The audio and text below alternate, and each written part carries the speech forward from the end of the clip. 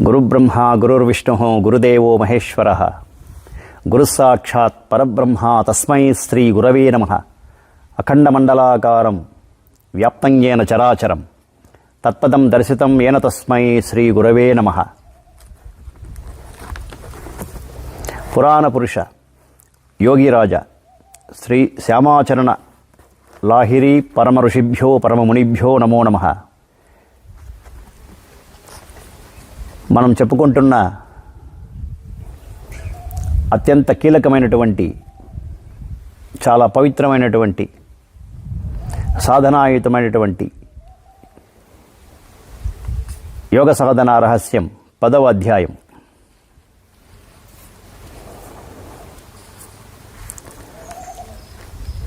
ఈ అధ్యాయాన్ని చాలా చక్కగా అందరూ గ్రహించాలని బాగా భక్తి శ్రద్ధ ఏకాగ్రతతో దీనిని గ్రహించాలని కోరుకుంటున్నాను.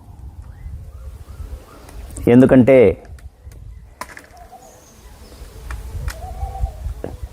సాధనలో ఉండే రహస్యాలు, సాధనలో ఉండే స్థితులు అన్నీ కూడా పూర్తిగా శ్యామాచరణ లాహిరి మహాశయులు గారు ఈ యొక్క అధ్యాయంలో బాగా చక్కగా పొందుపరిచినారు. అందుకే నేను ఈ అధ్యాయాన్ని అత్యంత కీలకమంటున్నాను. యత్పదం ప్రేప్సనో దీనాః శక్రాద్యాః సర్వదేవతాః అహో తత్ర స్థితో యోగీ న హర్షముపగచ్చతి. అంటే దేవతలందరూ దీనభావంతో కోరే పదవి తమకు ప్రాప్తించినప్పటికీ యోగులు పొంగిపోరు. క్రియాయోగ పరావస్థలో ఉండేవారిని పాపపుణ్యాలు అంటవు. వారే విఘ్నులు. ప్రకృత ఇచ్ఛను అనిచ్ఛను విడిచిపెట్టడంలో వారే సమర్థులు. ఈ విశ్వాన్ని నీటబుడగ మాదిరిగా తెలుసుకొని, సుఖదుఖాలు రెంటిని సమత్వాన్ని తెలుసుకొని, ఆశా నిరాశలకు జీవన మరణాలకు గల సమానత్వాన్ని తెలుసుకొని క్రియ చేయండి. క్రియకు పరావస్థలో లయం పొందండి. అప్పుడు మీలో తీసుకోవడము ఉండదు, విడవడము ఉండదు. అంటే ఆగమనము ఉండదు, నిర్గమనము ఉండదు, శ్వాస ఉండదు, ప్రశ్వాస ఉండదు. కాలమన్నదే వయస్సు. నడుస్తున్న కాలాన్ని చూడండి. అలా చూస్తుండగా నడుస్తున్న కాలస్వరూప శ్వాస నిలిచిపోతుంది. అప్పుడు సర్వం బ్రహ్మమయం జగత్ అవుతుంది. క్రియకు పరావస్థలో మీకు సమత్వం సిద్ధిస్తుంది. కోరడమే సంసారం, ఇంతకంటే మరేదీ లేదు. వాసనల్ని, కోరికల్ని అన్నిటినీ విడిచిపెట్టేసినప్పుడే నిలకడ ఏర్పడుతుంది. అప్పుడు ప్రపంచానికి ఉనికి ఉండదు. ఇది ప్రాణకర్మతో సంబంధం ఉన్నది. అందువల్ల కోరికే సంసారం, కోరికే బంధనం. క్రియకు పరావస్థలో కోరిక లేనప్పుడు సంసారము ఉండదు, ఏదీ నిలవదు. అదే మోక్షం. త్రిగుణాలకు అతీతంగా ఉండే క్రియా పరావస్థే భావం. ఆ భావం లేనప్పుడు, అంటే క్రియా పరావస్థ లేనప్పుడు అదే అభావం. ఆ అభావం మనోవికారం వల్ల కలుగుతుంది. అంటే మనస్సుకుండే చంచలత వల్లే మనస్సు వికారానికి లోనవుతుంది. కానీ క్రియ చేస్తూ ఉంటే, అభావం తొలగిపోతూ ఉంటే స్వాభావిక రీతిలో క్రియ జరుగుతూ ఉంటుంది. అంటే ఆ సమయంలో మస్తకంలో ఒక విధమైన అనిర్వచమైన భావం స్ఫురిస్తుంది. అదే నిషా. దాని తరువాత స్థితి వికారరహితమవుతుంది. వికారరహితం కావడం వల్లనే నిర్వికార స్థితి ఏర్పడుతుంది. నిర్వికారం కావడం వల్లే శాంతి కలుగుతుంది. శాంతి కలిగిన తరువాత ఆసక్తి ఏమీ ఉండదు, ఏ విధమైన క్లేశము ఉండదు. ఇందువల్ల ఇది విశ్రామ స్థితి. చింతన చేయడం వల్లే దుఃఖం కలుగుతుంది. కానీ క్రియకు పరావస్థలో ఉండే చింతా శూన్యతే సుఖానికి శాంతికి మూలాధారం. మంచి చెడు, హర్షం విషాదం, ఆశ్రమం అనాశ్రమం వంటి వాటి చింత విడిచిపెట్టి శాంతస్థితిలో ఉండండి. అంటే క్రియకు పరావస్థలో ఉండండి. అప్పుడే ప్రస్తుత విశ్రామం ప్రాప్తిస్తుంది. కానీ ఒక్కటి గుర్తుంచుకోండి, అచింత్య రూపాన్ని గురించి మీరు చింత చేసినట్లయితే ఆ చింతను కూడా కొలిచినట్లే అవుతుంది. అందుచేత నాకు క్రియా పరావస్థ ప్రాప్తించాలి అన్న చింత కూడా విడిచిపెట్టి శాంత స్థిరులు కండి, చింతాశూన్యులైపోండి. విడవడము తీసుకోవడము అన్న రెంటినీ కూడా విడిచేయండి. అప్పుడు ఇచ్ఛాతీతం కావడం అనే అర్థం కూడా ఉండదు. అలాగే అనర్థం అంటే అర్థం లేకపోవడం అన్నది కూడా ఉండదు. మీరు సాకారులుగాను ఉండరు, నిరాకారులుగాను ఉండరు, కానీ ఉండడం మాత్రం ఉంటారు. తాగుపోతూ మత్తు దిగిపోయిన తరువాత నేనేమీ చేయలేదనే ఎలా అంటాడో అలాంటి స్థితి క్రియకు పరావస్థలో కలుగుతుంది. అప్పుడు సిద్ధి పొందాలన్న కోరిక కూడా ఉండదు, సిద్ధి ప్రాప్తించిన ఆనందము ఉండదు. క్రియ చేస్తుండడం వల్ల ఈ విధంగా త్యజించడం దానంతట అది జరుగుతుంది. ఇచ్ఛ అనిచ్ఛ అనేవి రెండూ లేకపోవడం వల్ల విషయ సంసారం, శాస్త్రం, విజ్ఞానం ఏవీ ఉండవు. బంధము, ముక్తి కూడా ఉండవు. ఎందుకంటే ముక్తుడు కావాలన్న కోరిక కూడా ఉండదు. కాబట్టి ఏదైనా ఒక వస్తువును పొందాలన్న కోరిక పుట్టినప్పుడు దాన్ని ఎలా పొందాలా అన్న ఆలోచన పుడుతుంది. ఆ కోరిక కానీ ఆలోచన కానీ నెరవేరకపోతే ద్వేషం పుడుతుంది. ఇదంతా మనస్సుకుండే ధర్మం. కానీ క్రియకు పరావస్థలో మనస్సు ఆత్మలో కలిసిపోయినప్పుడు, అంటే ఏకాకారమైనప్పుడు, ద్వేషం, కోరిక, ఆలోచన, కల్పన, మనస్సు అనేవేవీ ఉండవు. నిర్వికల్ప స్థితి ఏర్పడుతుంది. అప్పుడు సుందర రూపుడైన బ్రహ్మలో చరిస్తుండడం వల్ల బ్రహ్మచారి అన్న పేరు ఏర్పడుతుంది. యోగిరాజులు భక్తులకు ఉపదేశం చేస్తూ మీ ఆత్మే అన్ని భూతాల్లోనూ అంటే పదార్థాల్లోనూ ఉన్నది, అందుచేత సర్వభూతాల ఆత్మ మీ ఆత్మలోనే ఉంది అని అంటుండేవారు. విడిగా ఏదీ లేదు. అందువల్లే మీరే సర్వ ఆత్మమయ జగన్నాథులు. క్రియాపరావస్థలో దీన్ని విశేషంగా తెలుసుకున్న మీదట అందరి మనస్సుల్లోని భావాలను తెలుసుకోగలుగుతారు. అప్పుడే సర్వజ్ఞత ప్రాప్తిస్తుంది. దానివల్ల సర్వభూతాల్లోకి ప్రవేశించి వాటి గుణము, క్రియ మీ అంతట మీరే తెలుసుకోగలుగుతారు. సర్వశక్తిమంతులుగా అన్ని పనులను అనిచ్ఛ తాలూకు ఇచ్ఛ ద్వారా చేయగలుగుతారు.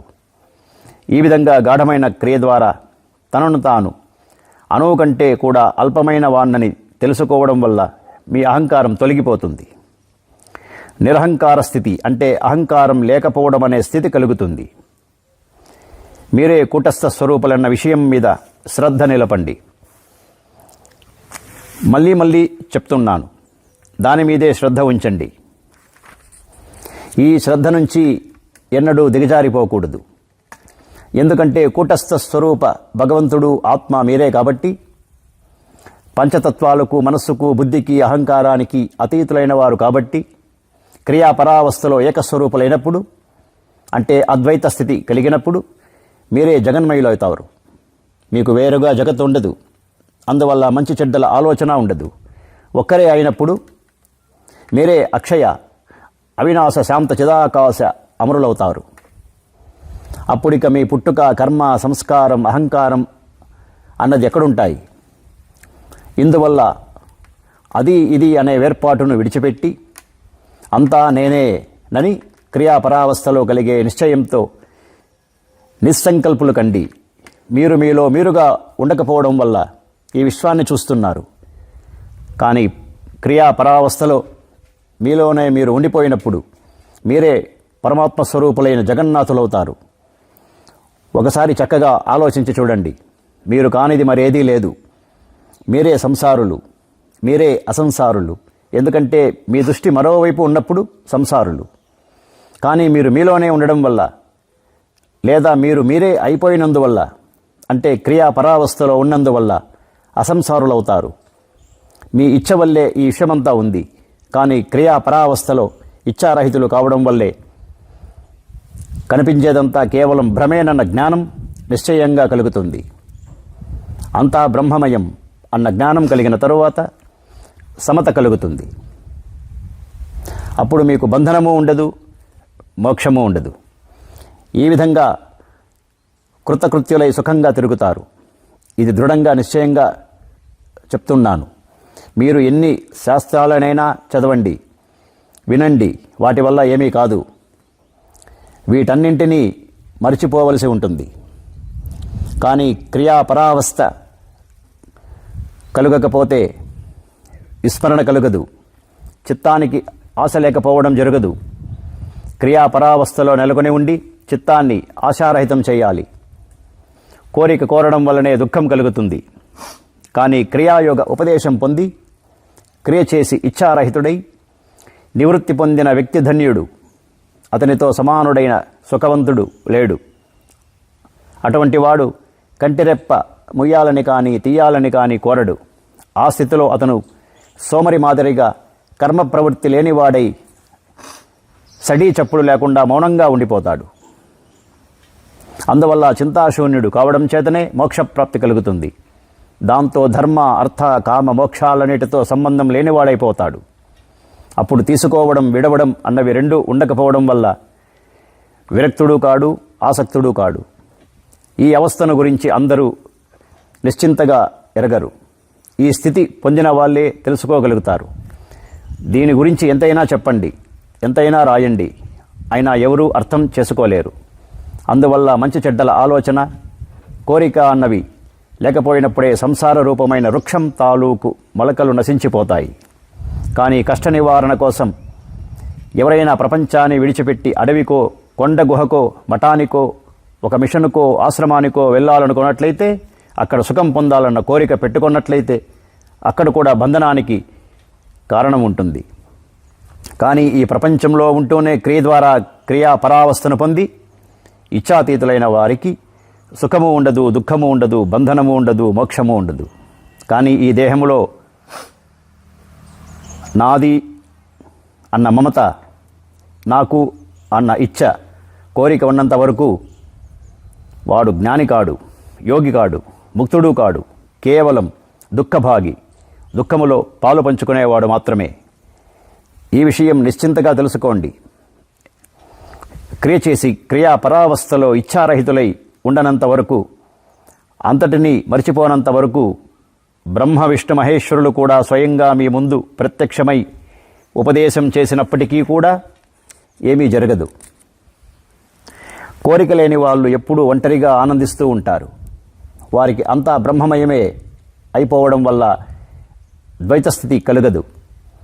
వారిలో భోగానికి కానీ మోక్షానికి కానీ కోరిక లేనప్పుడు అటువంటి వ్యక్తిని మహాశయుడు అంటాము. ఈ స్థితి కొద్దిమంది వ్యక్తులకు మాత్రమే కలుగుతుంది. అప్పుడు వారు ఏదీ చూడకుండానే అన్నీ చూస్తుంటారు. ఎందుకంటే అప్పటి వారి చూపు శూన్య బ్రహ్మలోనే ఉంటుంది. అప్పుడు వారు మెలకువలో ఉన్నవారు కారు, నిద్రలో ఉన్నవారు కారు. వారి కళ్ళు రెండూ తెరుచుకొని ఉండవు, మూసుకొని ఉండవు. అదొక విచిత్రమైన అవస్థ. వారికి సుఖదుఖాల, సంపత్తి విపత్తుల, నరానరుల, లాభనష్టాల, బంధముక్తుల సమాన జ్ఞానం కలుగుతుంది. అంటే వీటన్నిటినీ వారు సమదృష్టితో చూస్తారు. వీటిలో వారికి ఏ విధమైన భేదభావము కలగదు. అప్పుడు వారికి అన్నీ ఉంటాయి. కానీ ఇచ్ఛాశక్తులు లేకపోవడం వల్ల ఏవీ లేనట్టే. భోజనం దొరికితే తింటారు, దొరక్కపోతే తినరు. అప్పుడు శూన్య బ్రహ్మలో చిత్తం నిలవడం వల్ల తమలో తామే మునిగి ఉండి తమకు తామే నమస్కారం చేసుకుంటారు. అప్పుడు క్రియాపరావస్థలో ఉండడం వల్ల భావము, అభావము ఏవీ ఉండవు. ఎందుకంటే ఈ రెండూ చింతాగ్రస్త జీవుడి కల్పనా మాత్రమైనవే. అందువల్ల భావాభావాల్ని విడిచిపెట్టి నిష్కాములుగా, అంటే కోరిక లేని వారే ఉండండి. మీకు ఏదీ తెలుసుకోవాల్సిన అవసరం లేదు, ఏదీ చెప్పవలసిన అవసరం లేదు. ఏదీ చేయవలసిన అవసరమూ లేదు. ఇందువల్ల యోగులైన వారు సంకల్ప వికల్పాలు లేనివారు, అంతా బ్రహ్మమయమేనన్న నిశ్చిత స్థితిలో చక్కగా కుదురుకుని ఉంటారు. క్రియాపరావస్థలో ఈ విధమైన శాంతయోగికి ఏ విక్షేపము అంటే ఏ అస్థిరత కలుగదు. విక్షేపరహిత స్థితిలో ఏ పని ఉండదు. ఏదో చేయాలన్న కోరిక కూడా ఉండదు. నేనేదీ చేయడం లేదన్న స్థితి కూడా ఒకటి వస్తుంది. దానివల్ల ధ్యానం కూడా ఉండదు. క్రియాపరావస్థకు పూర్వం ఈ ప్రపంచాన్ని చూస్తుండేవారు. కానీ క్రియాపరావస్థలో బ్రహ్మలీనులైనందువల్ల తామే లేరు. అటువంటప్పుడు కోరేవారు ఎవరు? ఈ విధమైన బ్రహ్మలీనత ప్రాప్తించిన తరువాత ఇంక దేని గురించి చింత? అందువల్ల అటువంటి స్థితిలో నేను నిశ్చింతుణ్ణి, నేనే అద్వితీయుణ్ణి, నాకంటే వేరుగా మరేదీ చూడను. అప్పుడు నేనే బ్రహ్మను. మనస్సులో విక్షేపం అంటే అస్థిరత ఉన్నవాడు చాలా చూస్తుంటాడు. అందువల్ల క్రియ ద్వారా ఆ అస్థిరతను నిలపడానికి అంటే అదుపు చేయడానికి ప్రయత్నిస్తూ ఉంటాడు. కానీ అదే వ్యక్తి క్రియ చేసి క్రియాపరావస్థలో ఉదార చిత్తుడైనప్పుడు మనోవిక్షేపం కలుగదు. ఇందువల్ల దానికి మరో సాధన ఏదీ లేదు. ఎందుకంటే దీర్ఘమైన సాధన చేసిన తరువాత ఎప్పటికీ కూటస్థంలోనే ఉండిపోయినవాడు అప్పుడు ఏం చేస్తాడు?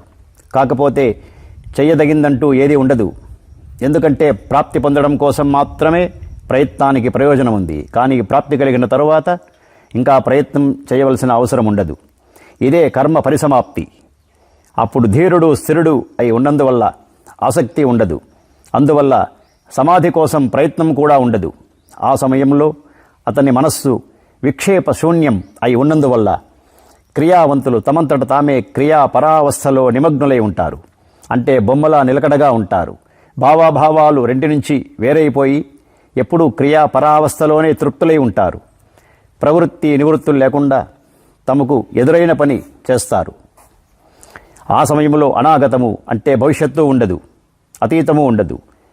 అలాంటి వారు సంసారంలో ఉంటూనే అసంసారులు, దేహముంటూనే విదేహులు. ఏదో పొందాలని వారు కోరను కూడా కోరరు. లేకపోతే కోరితే ఏదో వస్తువు కానీ విషయం కానీ నశించాలని కోరుతారు. శూన్య బ్రహ్మలో చిత్తం నిలిచి ఉన్నందువల్ల వారు ఏది కోరితే అది ఆ ప్రకారంగా చేయగలరు. వారిని ఏ విధమైన మానవమానాల భావన శోకను కూడా సోకదు. కల్పనా శూన్యత వల్ల వారిలో ఆలోచన ఉండదు. తెలుసుకోవడం, వినడం, చూడ్డము ఉండవు. వారు మోక్ష పదవిని కూడా కోరరు. ఆ సమయంలో నిశ్చింతులవుతారు. కానీ ఎవరిలోనైనా చింత ఉంటే అతను ఏమీ చెయ్యకపోయినా అంతా చేస్తాడు.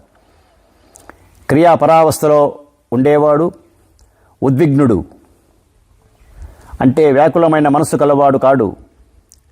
నిరుద్విగ్నుడు, అహంకారి, నేను నాది అనుకునేవాడు కాడు.